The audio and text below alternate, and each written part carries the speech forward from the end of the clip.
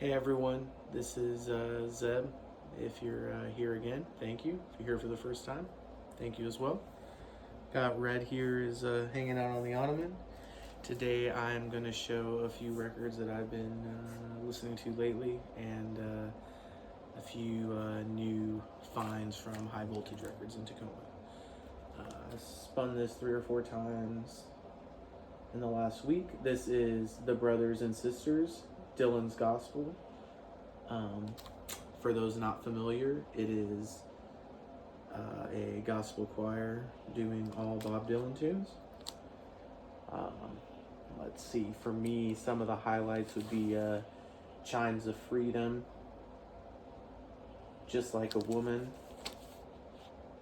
I Shall Be Released, and All Along the Watchtower, although the whole album's pretty killer. Those are the tracks I dug the most. And this is a Light in the Attic pressing. It is a little noisy. Not sure if it's pressed at United. One of the other records I recently picked up was pressed at United. I got it anyway. And it's not too noisy, which was I was kind of shocked, to be honest.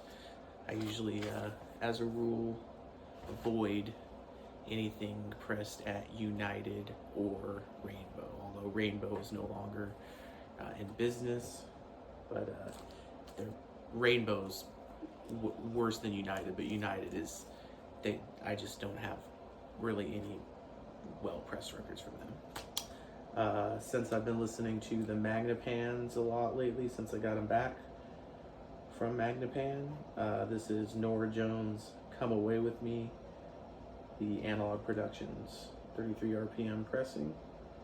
I'm sure many of you are very familiar with this, whether you're a recorder or not. It's a popular record, and it definitely is the first thing I listened to on the Magnapan since they function properly that made me understand and experience what makes the LRS so special. I found the sweet spot. I got them set up pretty good and out in the room, and closed my eyes, and it's like Norah Jones is just there singing to you, and not just sonically, but it like quite literally, like she's standing there and in full size, you know, she's there and the band's there. And I closed my eyes, and it's the first time I've experienced the quote unquote the speakers disappearing. It's just simply the sound, and the sound stages starts to become three-dimensional. It's just quite wonderful. You know, sonically they're good, but that experience of the speakers disappearing from a sound perspective is something I've not experienced with any other speakers, and for how much they cost, I think that's a pretty impressive feat in and of itself, let alone the other things that they're great at. This was one of the records that I purchased at High Voltage. This is the Light in the Attic reissue of Serge Gainsbourg, History of Melody Nelson. I'm not going to attempt to pronounce it in French. I had seen this record talked about in the VC several times. I can't recall who specifically, but it was never pressed in the United States. This is technically the first pressing of it in the United States. It's a reissue. It was $30. It is pressed United, I believe, but it does sound acceptable. It's noisy, but not obnoxiously noisy, just not ideal, not to the standard of QRP, RTI, Palace, or Optimal. This was also purchased at High Voltage Records. This is, I believe, Bill Evans' last album, We Will Meet Again, on Warner Brothers. This was $23. It's pretty minty. It is good. It is, in my opinion, similar to other albums of that era of Bill Evans. I recently cleaned many of the new records I purchased at the In Groove in Phoenix a month ago or so. And I didn't have to clean the used records because he cleans all the used records, but anything that's sealed is sealed, obviously. So I cleaned those and listened to Fall Out Boy from Under the Cork Tree. I'm gonna have to flatten this one, as with many new records. I'm not sure what pressing plant it's from. The sticker said pressed in Poland, which should lead me to know what it is. I was unfamiliar with the dead wax, but it sounds good and it's not noisy, but it is warped, and I will flatten it because it is significantly warped.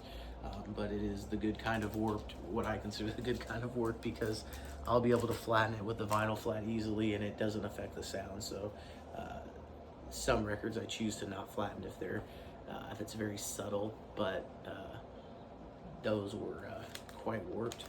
This was not warped and also does sound quite good. This is Vampire Weekend's debut album, self-titled. Probably one of the favorite records or albums of mine that I did not own a physical copy of. I don't believe I have a CD of this either, even though I don't really listen to CDs. And I was happy to pick this up. I do enjoy this album from front to back. And there's 4 or 5 good sing-along songs on there for me. This is a record that I have an original pressing of and was waiting for High Voltage to have one of these in stock again since I decided to pick it up, and they did. So Black Coffee with Peggy Lee, the Acoustic Sound Series reissue. This was actually significantly warped enough that I will flatten it, which is disappointing considering it was pressed at QRP, presumably, I guess technically possibly RTI, but you know, I know pressing records isn't quality control when you're pressing records and selling them for $40 a piece. You can't inspect every record, but it's still frustrating nonetheless. But at this point, for me, with brand new records, it's simply easier for me, assuming the warp isn't so significant that you can hear it, that I just flatten them myself, because returning them or shipping them back or what have you is just a pain in the butt comparing, because with new records with the vinyl flat, it's easy to flatten them. I pretty much have a 100% success rate. I know before I try to flatten it if it's going to work or not, and if it's going to be worth it or if it needs to be returned, and therefore I don't worry about it. This is a record I've been looking for a while. Sly and the Family Stone, There's a Riot Going On. It's an original Yellow Label epic. Pretty bold and badass to not have anything on the cover other than a photo that is not directly related per se to the band or the album, although it is an American flag, so it's in some ways related to all of us, but very cool and a good record. And this is a minty copy. It's very quiet, very clean. It was $30, which considering how clean both the jacket and the record was, I was pretty shocked that they didn't want more for it at High Voltage. That's something I would have thought would have been like $40. It wasn't, thankfully. This was $23. This is an record that I own and like quite a bit. Probably one of my most frequently spun records of the last 2 or 3 years.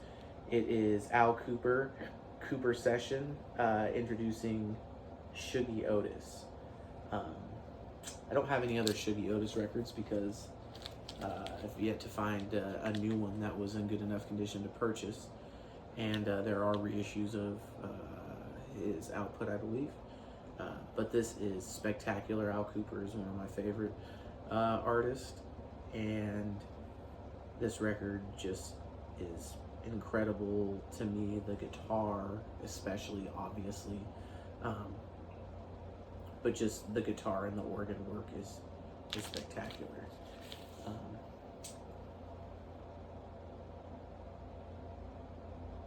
Al Cooper plays, as well as Shuggie Otis, to state the obvious. Wells Kelly, Stu Woods, Mark Klingman, and the Harris Robinson Singers are also on the album.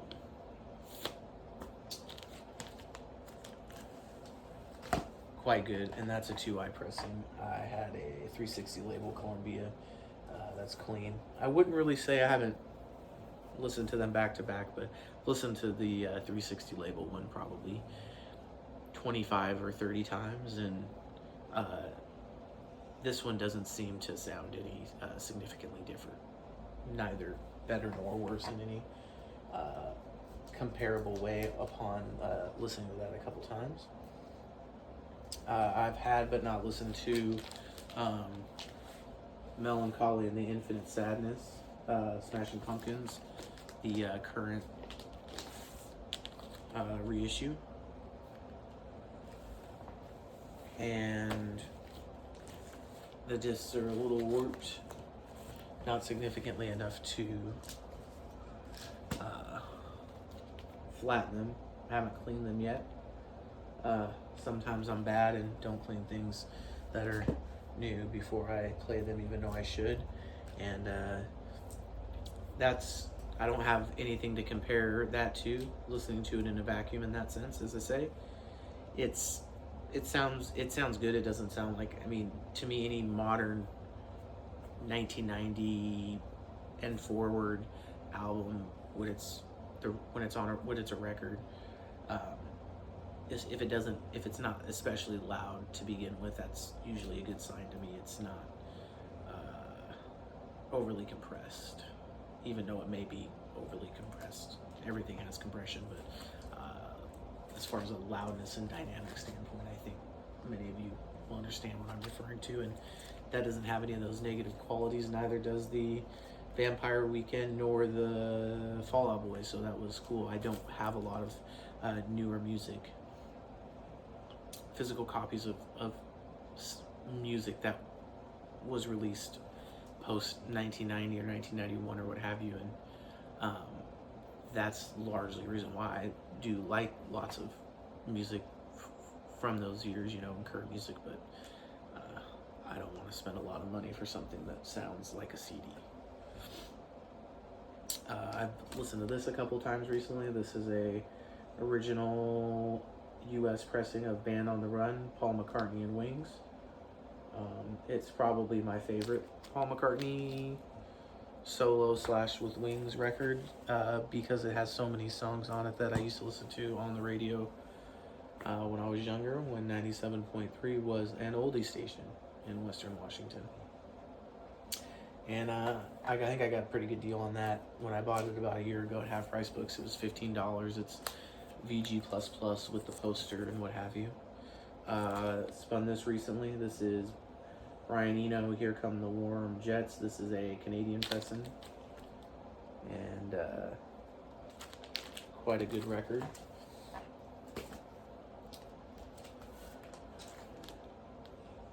Pete Sinfield, Still.